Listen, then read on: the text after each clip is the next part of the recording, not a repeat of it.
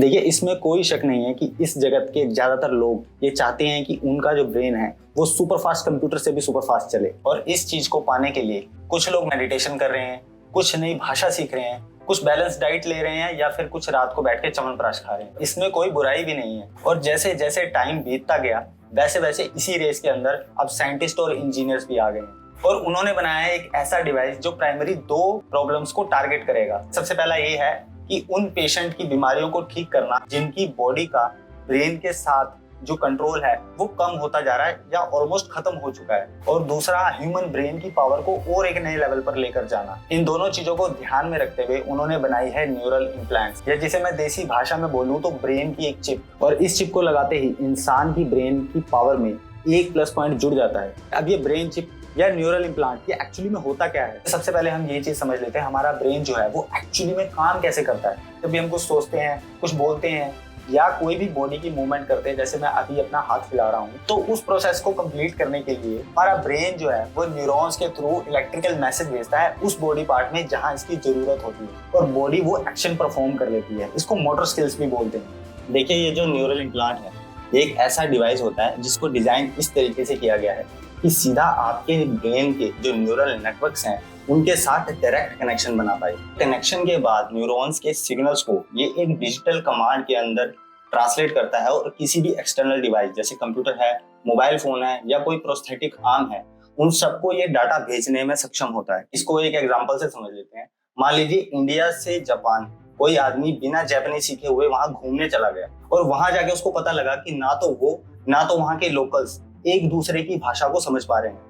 अब वो अपने मोबाइल फोन से कुछ कुछ बात तो वहां समझा पा रहा है, लेकिन प्रॉपर कम्युनिकेशन नहीं हो पा रही। लेकिन जैसे ही वो इंडियन पर्सन वहां का एक लोकल ट्रांसलेटर हायर करता है, वैसे ही उसकी बात इजिली वहां के लोकल्स को और वहां के लोकल्स की बात इस इंसान को समझ में आने लग जाती है। ठीक ऐसे ही बीसीआई काम करता है। आपकी ब्रेन की जो भाषा है उसको चेंज कर देता है कंप्यूटर की भाषा में। और ये मैं कोई थ्योरी नहीं बता रहा हूँ, रियलिटी के अंदर ऐसे कई पेशेंट हैं जो इस टेक्नोलॉजी का यूज कर रहे हैं और उनके रिजल्ट भी कमाल के। परंतु ये जो टेक्नोलॉजी है ये अचानक से पैदा नहीं हुई, इसकी हिस्ट्री काफी पुरानी है। इसकी स्टार्टिंग जो हुई थी वो हुई थी 60 के दशक में। देखिए, उस वक्त के जो साइंटिस्ट और रिसर्चर थे उन्होंने छोटी छोटी इलेक्ट्रोड्स पेशेंट के ब्रेन के साथ अटैच करके उसमें लाइट लेवल का करंट पास किया और उन्होंने पाया कि इससे पेशेंट के ब्रेन के जो सिग्नल्स हैं उनमें काफी चेंज हो रहा है। बस वहीं से न्यूरल चिप के आइडिया का जन्म हुआ। 70 से लेके 90 के दशक तक ऐसे ही छोटे छोटे एक्सपेरिमेंट जो हैं वो होते रहे, लेकिन बड़ी ब्रेक थ्रू आई साल 2004 में, जब ब्रेन गेट नाम का सबसे पहला न्यूरल इम्प्लांट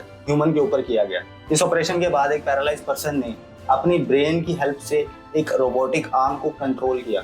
फिर साल 2006 में मंकीज के ऊपर भी इसी तरह के एक्सपेरिमेंट किए गए। देखिए, न्यूरालिंक के बारे में काफी लोगों को पहले से ही पता होगा, लेकिन जो नहीं जानते उनको मैं बता देता हूँ। ये इलॉन मस्क की कंपनी है जो उन्होंने साल 2016 में शुरू की थी, जिसका मेन पर्पस दिमाग की सीरियस बीमारियां जैसे पैरालिसिस जो स्पाइनल कोड की इंजरी की वजह से होती है, एपिलेप्सी, पार्किंसन डिजीज और भी कई तरह के मेंटल हेल्थ डिसऑर्डर को बीसीआई की हेल्प से ठीक करना। इनकी कंपनी का जो बीसीआई है वो एक कॉइन के साइज जितना छोटा डिवाइस है और उसका नाम है लिंक। इसको ऑपरेशन के थ्रू सीधा ह्यूमन स्कल के साथ अटैच किया जाता है। इसके अंदर एक छोटी सी बैटरी है जो वायरलेस चार्जिंग को सपोर्ट करती है, मेन चिप जो वायरलेस सिग्नल को ट्रांसमिट करती है न्यूरालिंक एप्लीकेशन के ऊपर, और एक बहुत पतली सी वायर्स का थ्रेड अटैच किया जाता है ब्रेन के टिश्यू के साथ ताकि न्यूरल एक्टिविटी को वो रीड कर पाए। अब ये वायर्स जो हैं वो इतनी सेंसिटिव होती है कि इंसानों की जगह रोबोट्स का यूज किया जाता है इसको इम्प्लांट करने के लिए। देखिए, अब ये न्यूरालिंक काम कैसे करता है। जब भी कोई इंसान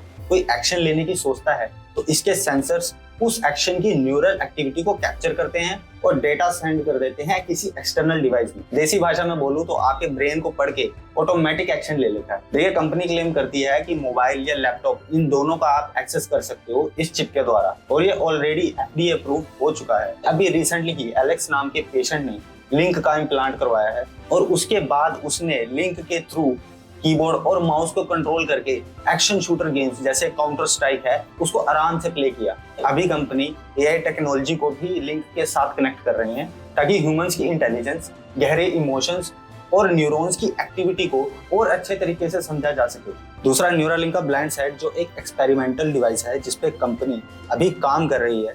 कंप्लीट होने के बाद वो लोग जिनकी आंखों की रोशनी नहीं है या किसी इंजरी या एक्सीडेंट के बाद वो ब्लाइंड हो चुके हैं और जिनकी आंखों में ऑप्टिक नर्व ही नहीं है, ये डिवाइस ऐसे लोगों की आंखें बनने का काम करेगा। इसके काम करने के प्रोसेस के बारे में मैं आपको बता देता हूँ। विजुअल कॉर्टेक्स जो हमारे ब्रेन के पीछे का पार्ट है, यही एरिया रिस्पॉन्सिबल है हमारी आंखों से इकट्ठी की हुई इंफॉर्मेशन को रिसीव करके प्रोसेस करने में। ऑपरेशन के थ्रू एक बीसीआई जिसमें कई सारे छोटे छोटे माइक्रो इलेक्ट्रोड्स हैं, उसको कॉर्टेक्स की इसी जगह पे प्लेस किया जाएगा और उसके साथ एक एक्सटर्नल कैमरा अटैच किया जाएगा ग्लासेस पे, जिसमें से बाहर की लाइट पास होकर इस बीसीआई के पास पहुंचेगी और वो इस विजुअल इंफॉर्मेशन को ट्रांसलेट करके न्यूरॉन्स को सप्लाई कर देगा, जिससे दिमाग में एक इमेज बननी शुरू हो जाएगी, वैसे ही जैसे हमारी आंखें काम करती हैं। यूएस के फूड एंड ड्रग अथॉरिटी ने इसे एक ब्रेक थ्रू डिवाइस कहा है और ये माना है कि ये ब्लाइंड लोगों की जिंदगी को बदलने की पावर रखता है। अब ये कितना एक्यूरेट काम करता है आने वाले कुछ सालों में हमें पता लग जाएगा। देखिए आने वाले समय में लिंक जो है वो इंसान की मेमोरी की पावर और ज्यादा इंक्रीज करेगी, एक तरीके से कहिए तो स्टोरेज कैपेसिटी को बढ़ाएगी और जो आदमी बोल नहीं पाते हैं उनको बात करने की शक्ति देगी ब्रेन टू ब्रेन कम्युनिकेशन के थ्रू। ये लिंक का सबसे पहला ट्रायल साल 2024 में हुआ। नोलैंड ऑर्बो एक 29 साल का क्वाड्रिप्लेजिक मेल जिसने ये इम्प्लांट को रिसीव किया। देखिए सर्जरी के बाद उसने डेमोन्स्ट्रेट किया कि वो mouse control, internet browsing, video game जैसे चेस, जो एक माइलस्टोन बना कि पेशेंट इस टेक्नोलॉजी का यूज करके डेली लाइफ एक्टिविटीज आराम से कर सकते हैं। देखिए बाजार के अंदर न्यूरालिंक अकेली ऐसी कंपनी नहीं है जो बीसीआई बना रही है। ऐसी कई सारी छोटी बड़ी कंपनीज हैं जो अपना अपना प्रोडक्ट मार्केट में लॉन्च करने की कोशिश कर रही हैं। एक ऐसी कंपनी है जो न्यूरालिंक के साथ डायरेक्ट कंपटीशन में है और अगर मैं टेक्निकली बात करूं तो कंपटीशन में आगे ही चल रही है। उस कंपनी का नाम है सिंक्रोन। इस कंपनी की नींव रखी गई थी साल 2012 में और ये तब से इसी टेक्नोलॉजी के ऊपर काम कर रहे हैं। इन्होंने अपने बीसीआई का नाम रखा स्टेंट रोड, क्योंकि जो स्टेंट डॉक्टर्स यूज करते हैं हार्ट और नसों की ब्लॉकेज को दूर करने के लिए, ये वही स्टेंट यूज करते हैं स्टेंट रोड को हमारे गले की नस के थ्रू मोटर कॉर्टेक्स के पास पहुंचाने के लिए। देखिए मोटर कॉर्टेक्स आपकी ब्रेन का वो पार्ट होता है जो आपकी मूवमेंट को कंट्रोल करता है। स्टेंट रोड पेशेंट की मूवमेंट को रिकॉर्ड करके वायरलेस ट्रांसमीटर में सेंड कर देता है जो उसकी चेस्ट के ऊपर प्लेस होता है और आगे ये ट्रांसमीटर किसी भी एक्सटर्नल डिवाइस को डेटा सेंड करने में हेल्प करता है। और इसकी खास बात ये है कि पेशेंट को कोई ओपन ब्रेन सर्जरी नहीं करवानी पड़ती, जिससे हेल्थ का जो रिस्क है वो काफी हद तक कम हो जाता है। साल 2022 में जर्मनी के एक एएलएस पेशेंट जो कम्प्लीटली पैरालाइज था, उसने स्टेंट रोड का इम्प्लांटेशन करवाया। उसके बाद उस पेशेंट ने बीसीआई की हेल्प से एक मैसेज टाइप करके अपनी वाइफ को सेंड किया।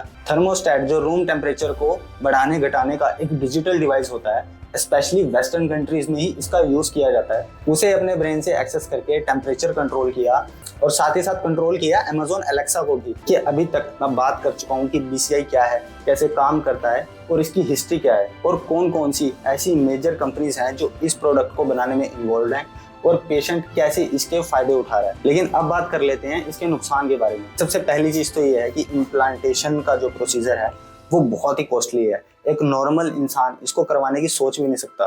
दूसरा, जिस प्रोसीजर के अंदर ओपन ब्रेन सर्जरी की रिक्वायरमेंट होगी वहां पे ब्लीडिंग, इन्फेक्शन और कई तरीके के साइड इफेक्ट का रिस्क भी बढ़ जाएगा। देखिए तीसरी चीज, डिवाइस चाहे कोई सा भी हो, है तो वो मशीन ही और मशीन खराब भी होगी, उसकी रिप्लेसमेंट भी करानी पड़ेगी, जो हेल्थ और फाइनेंशियल रिस्क ये दोनों चीजें पेशेंट पे दोबारा थोप देगा। देखिए चौथी डिसएडवांटेज ये है कि किसी भी इंसान की फीलिंग्स, सोच, विचार, ये सब कुछ बहुत ज्यादा पर्सनल होते हैं और इस ब्रेन इंटरफेस से जो डाटा इकट्ठा किया हुआ है उसका गलत हाथों में पड़ने का भी खतरा बना रहता है। पांचवा ये कि हमारा ब्रेन जो है वो बिल्कुल यूनिवर्स की तरह ही कॉम्प्लेक्स है, जिसको साइंटिस्ट अभी खुद कंप्लीटली अंडरस्टैंड नहीं कर पाएंगे। और ये जो डिवाइस है वो हमारे ब्रेन के कॉम्प्लेक्स थॉट्स को किस तरीके से हैंडल करेगा ये वो खुद नहीं जानते। लेकिन इसके अंदर मैं एक चीज ऐड करना चाहूंगा कि जैसे जैसे टाइम बीतेगा वैसे वैसे नया डाटा रिसर्चर्स के पास आएगा और उसी के अकॉर्डिंगली आधे से ज्यादा प्रॉब्लम्स वैसे ही ठीक हो जाएगी। देखिए वीडियो में मैं पहले ही बता चुका हूँ कि ये प्रोडक्ट जो है वो कई सारे पेशेंट के लिए पहले से ही एक आशीर्वाद की तरह काम कर रहा है। फ्यूचर में डिप्रेशन, एंजाइटी,